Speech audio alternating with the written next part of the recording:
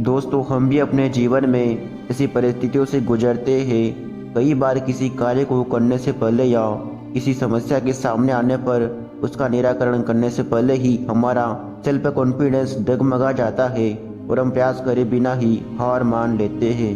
कई बार हमें एक दो प्रयास में असफलता मिलने पर आगे प्रयास करना छोड़ देते हैं, जबकि हो सकता है कुछ प्रयास और करने पर कार्य पूर्ण हो जाता है या समस्या का समाधान हो जाता है।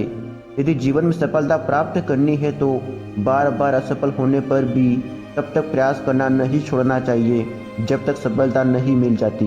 क्या पता जिस प्रयास को करने से पहले ही हम हाथ खींच लेते हैं, शायद वही हमारा अंतिम प्रयास हो और उसमें हमें कामयाबी मिल जाए। तो चलो दोस्तों, हम इसे एक कहानी के जरिए समझते हैं। एक समय की बात है, एक राज्य में एक प्रतापी राजा राज करता था। एक दिन उसके दरबार में एक विदेशी आदमी आया और उसने राजा को एक सुंदर पत्थर उपहार में दिया। राजा वह पत्थर देख बहुत प्रसन्न हुआ। राजा ने उस पत्थर से भगवान विष्णु की प्रतिमा उसे राज्य के मंदिर में स्थापित करने का डिसीजन लिया और प्रतिमा बनाने का कार्य राज्य के महामंत्री को सौंप दिया।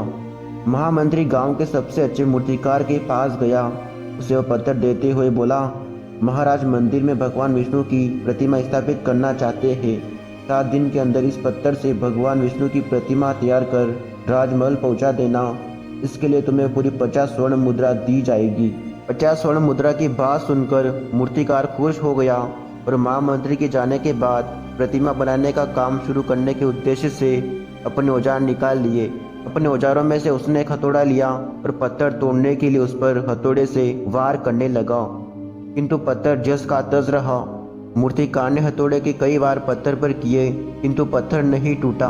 50 बार प्रयास करने के बाद मूर्तिकार अंतिम बार प्रयास करने के उद्देश्य से हथौड़ा उठा लिया और सोचने लगा, 50 बार वार करने से पत्थर नहीं टूटा तो अब क्या ही टूटेगा। और वह उसी वक्त पत्थर लेकर वापस महामंत्री के पास गया। उसे यह कहकर वापस कर आया कि इस पत्थर को तोड़ना नामुमकिन है, इसलिए से भगवान विष्णु की प्रतिमा नहीं बन सकती। महामंत्री को राजा का आदेश हर हाल में पूरा करना था, इसलिए उसने भगवान विष्णु की प्रतिमा बनाने का कार्य गांव के एक साधारण से मूर्तिकार को सौंप दिया। पत्थर लेकर मूर्तिकार ने महामंत्री के सामने ही उस पत्थर पर हथौड़े से प्रहार किया और वो पत्थर एक बार में ही टूट गया। पत्थर टूटने के बाद मूर्तिकार प्रतिमा बनाने में जुट गया। इधर महामंत्री सोचने लगा कि काश पहले मूर्तिकार ने एक अंतिम प्रयास और किया होता तो सफल हो जाता और 50 स्वर्ण मुद्रा का हकदार बनता।